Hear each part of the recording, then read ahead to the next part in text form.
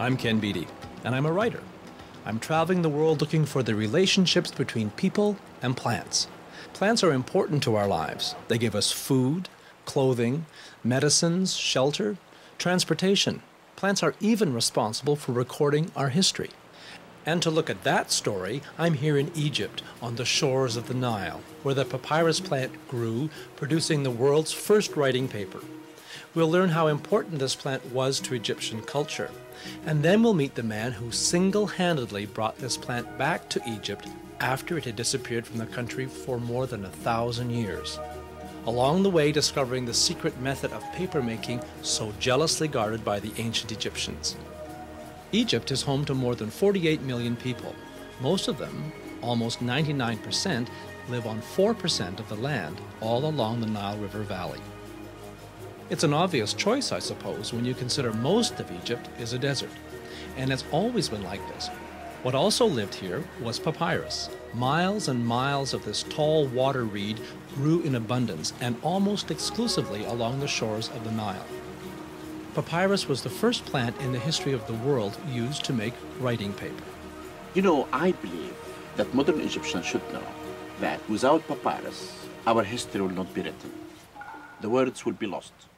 The words of philosophy and love and religion and politics and the idea of the origin and the life of these great people, the Egyptians, will never be written. Dr. Zahi Hawass is one of the world's leading Egyptologists. He's the director of the Giza pyramids, and he's very familiar with ancient Egyptian life. Hawass says one of the most important professions at that time, in addition to being a papermaker, was the job of the scribe. It was the scribe's job to record the important events of the day on sheets of papyrus. If you go to a scribe at the Cairo Museum and you look at that scribe and look at his eye, he's holding a papyrus roll in his hands and a pen. If you look deeply at his face, and that scribe is dated to Dynasty 5 at the Cairo Museum, you will believe as if this scribe is waiting for the word that the king will tell him, then he can write it. The process of making paper from papyrus was invented in the year 2200 BC.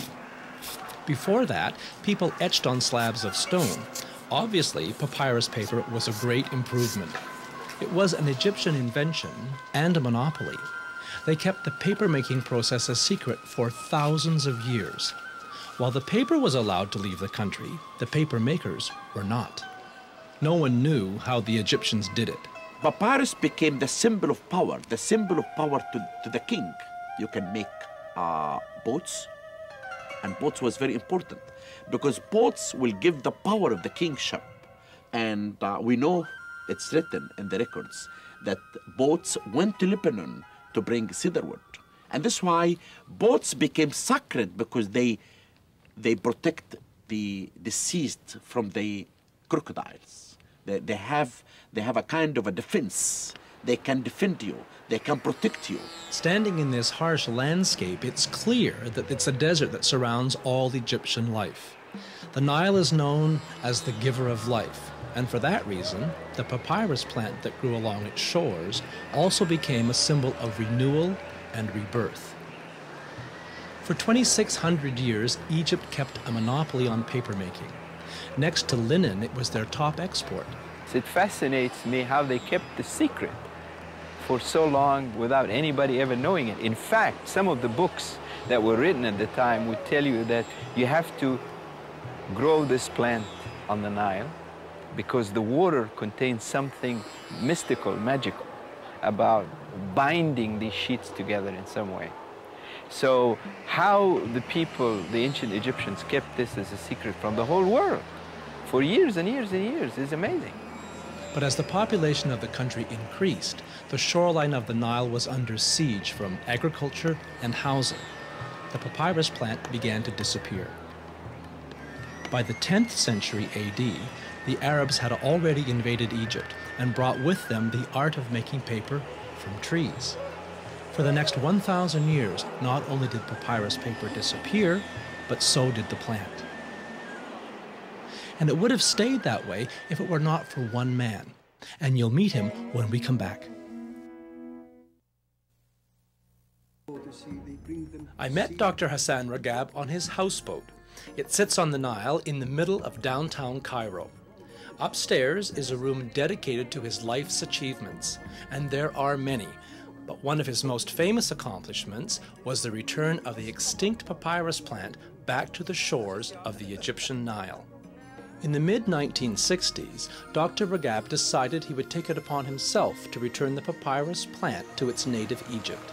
It was growing in abundance in many other parts of Africa, and he wanted it back here. The papyrus, which fascinated me, is that such a very important tradition being lost, and nobody else tried to revive it. We should have done something to revive it, to know at least how it was made, and or also to replant it again in Egypt. I knew that papyrus existed in the Sudan, upper reaches of the Nile in the Sudan, and used to grow in Chad and in Ethiopia and in Tanzania. He returned from the Sudan with papyrus seeds only, but that first attempt didn't work out. They simply wouldn't grow. So he then traveled to many of these spots, all over Africa, to collect papyrus roots instead. I have to learn the plant itself. Even and having discovered many things, you see, the construction of the tissues, construction of the cells forming the tissues in different parts of the plant. Getting the papyrus to root wasn't easy. Dr. Ragab's son, Abdel, a medical doctor who now lives in the US, remembers. There are lots of plants that will outgrow papyrus. These things, sort of a bamboo kind of plant. And that's why you have to cut them and you have to kill these plants because they will outgrow the papyrus any day. So it's not a simple idea of just planting the plant and just watching it grow. You have to make sure it's well nourished and that it doesn't have these parasites taking over the nutrients. Now, you mentioned to me earlier that your family were getting a little concerned. You were spending all this time and all this money and yes. You weren't saving. Why did you continue? Well, something was urging me to continue, though nobody believed that what I am doing. And behind my back, all the people say, well, look, here is the man who's throwing his money in the river. What kind of man spends all his time and his own money to return an extinct ancient plant to its roots? Very persistent, very tenacious, sort of a Churchill. He will not give up something until he's done it in 16 different ways. Dr. Hassan Ragab was born May 4th, 1911 in Cairo, one of 3 children. Hasan Ragab graduated from the engineering school at the University of Cairo in 1933. He was a captain in the Egyptian army and received the First Order of the Republic Award for his leadership. He was the first ambassador of Egypt to the People's Republic of China. He's pictured here with Chairman Mao in 1956. As a young man, he was one of thousands of volunteers who helped build the Ming Tomb Reservoir in Peking. He was the Egyptian ambassador to Italy and then later Yugoslavia. He has received numerous military awards for bravery and civilian awards for his volunteer work. And then, in the late 60s, Dr. Ragab was successful in bringing papyrus back to Egypt. The first thing he did differently was that he got different species of this plant. This is the cypress papyrus. And the second thing is he did nourish it. And it was, and from different areas. He got it some from Uganda, some from the Sudan. And he got so many different varieties. And it was survival of the fittest, Darwinian survival of the fittest. Today, it grows in several specially cultivated plantations on the Nile, not far from Cairo. Oh, it makes me feel very happy, naturally, to be the first person in Egypt to replant the papyrus after it disappeared for almost more than 1,000 years. Papyrus disappeared from Egypt more than 1,000 years. One of the first things Dr. Ragab did with his new crop of papyrus was build a boat, just like the ancient Egyptians would have. In 1969, his papyrus boat was sailed across the Atlantic by a Norwegian crew. With yet again another success behind him, Dr. Ragab embarked on his next challenge. He wanted to make paper out of papyrus the same way the ancient Egyptians did. But he had little to go on. Only one piece of authentic ancient papyrus paper exists in the world today, and it sits in the Cairo Museum. This is the most important thing on earth because it tells us for the first time what is written. All the stories that we know nowadays, it came through papyrus. It's papyrus, it's knowledge to me and to us as Egyptians. The papyrus got its name from an old Egyptian sentence, Pa-per-a, let's say, which belongs to the king. Because papyrus in the time of the ancient Egyptians was a monopoly of the state, and nobody else was allowed to work it or to know anything about it. That's why the ancient Egyptians, though they put on record practically everything belonging to their daily life or their daily activities or their professions, handicraft and so forth, they never mentioned anything about papyrus.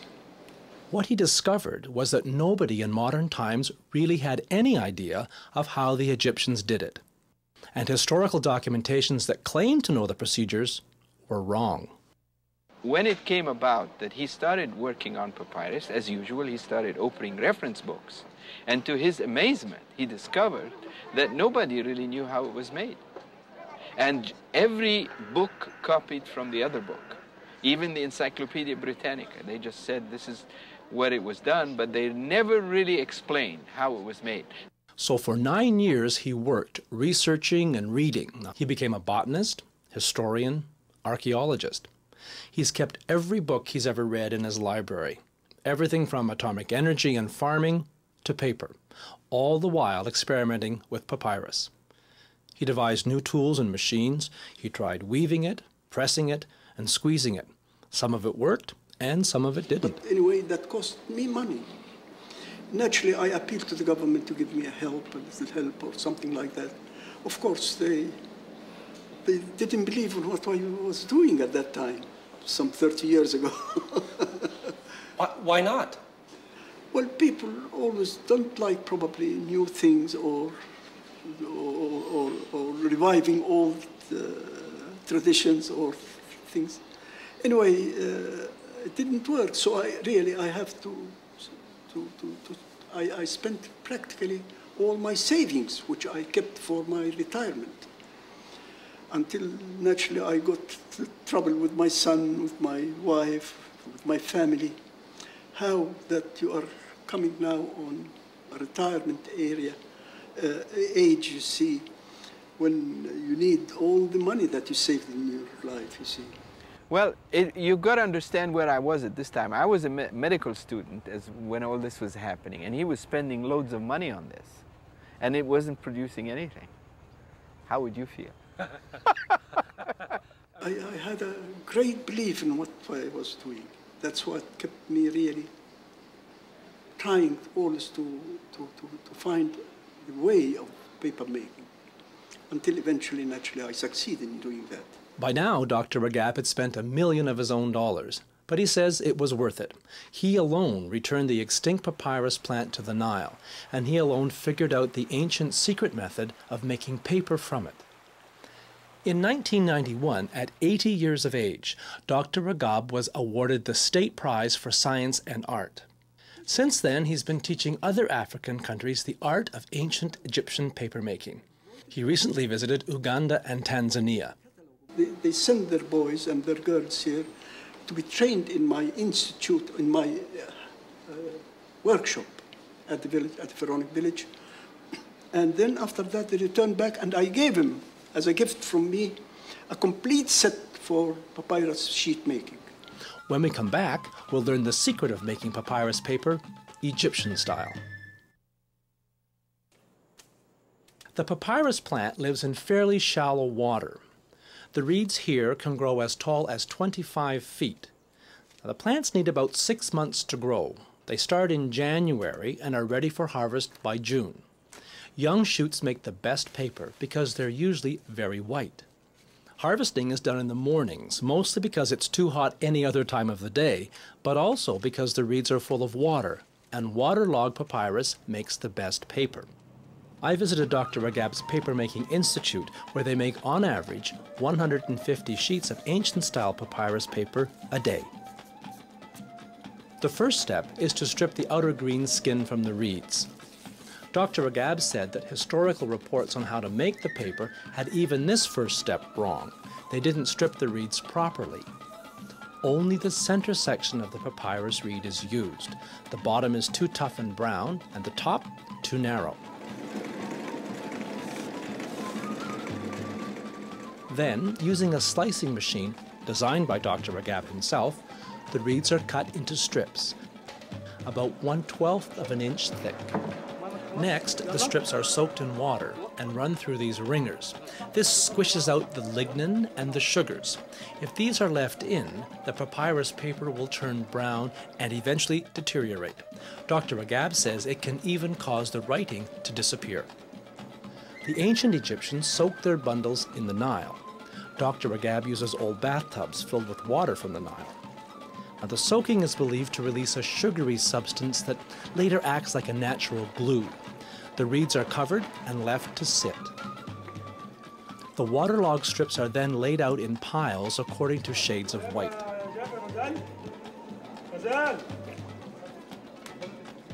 The strips are then cut to size, about 30 centimeters in length. Now, sometimes they get orders from artists for bigger sheets of papyrus paper, but this size is more economical to make. The next step is the most important of all, and it's the step that had historians stumped for centuries. Dr. Ragab tried making the sheets of paper by laying the strips side by side.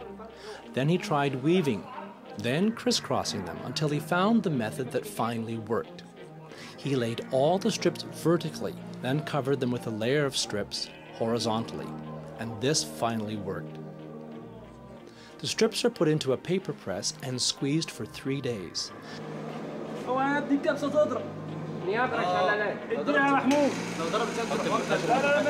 The pressure is 300 kilograms per square centimeter, and this essentially glues the strips together to make a sheet of paper. Once they're dry, the sheets are sorted depending on their color. They range from very white to shades of tawny, and the whole process takes about 2 weeks. I want to make papyrus very dry, not water, not sugar, not lignin. When I was at the Paper Institute, I met a young man who shared Dr. Ragab's passion for how this ancient paper was made. His name is Abdel Latif. He's an archaeology student from the University of Cairo. Abdel Latif says he wanted to do his studies on papyrus because very little is known about it in the history of the world. Before Mr. Ragab do in papyrus, papyrus it is disappear. When we find sheet only, but how ancient Egypt makes that sheet, I don't know.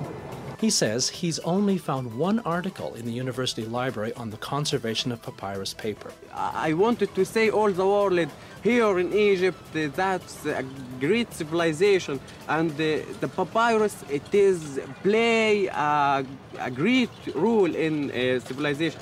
Abdel spends a lot of time at the Institute learning about the plant. He intends on following in Dr. Ragab's footsteps. Mr. Ragab, to me, it is like the Nile. Give, all to me. Today, Dr. Ragab has recouped more than the original money he invested in researching papyrus. He owns and operates a tourist attraction in Cairo called the Pharaonic Village. It was an idea he had with his son. Why don't we build a village that shows how the ancient Egyptians used to live and show them how paper and everything else was made? And this actually came after he visited me in Toronto, and we saw the settlers' village, which is in Toronto. And then we saw Williamsburg in America. So this is taken after that. He also sells a lot of papyrus paper, most of it to Egyptian artists, who often include the plant in their paintings, along with the kings and queens who ruled this ancient world. Dr. Ragab likes to use his paper to practice his hand at Egyptian writing. He's completely fluent in 6 languages, including hieroglyphics. This one down here is very interesting. Yes, this one down here is a life saver. A Life belt. Life belt for people who would go in the sea, see, so that they won't sink. The ancient Egyptians had life Yes. preservers? Oh, sure. Really? That's amazing. And what was it made of? It's made of papyrus. They make a papyrus bundle of papyrus, and then they turn it to give that shape. And then they tie it with a piece of string or rope or something like it at different parts so that they won't spread. And then when they put it, they can swim with it. Put it over their head? Yes, like that, you see. That's amazing. Yet another use for papyrus. The papyrus plant is no longer essential to Egyptian life the way it used to be. In fact, few Egyptians today really even know how much of a role the plant played in their history. I would like every Egyptian to know that, in my opinion, papyrus is the most important element in the life of the Egyptians because it recorded the history. This is a plant that has survived for years and years and years. And it has so many functions. And it's a beautiful plant. It's a very pretty plant with a lot of character and very useful. When I sleep, I think in papyrus. When I wake up, papyrus.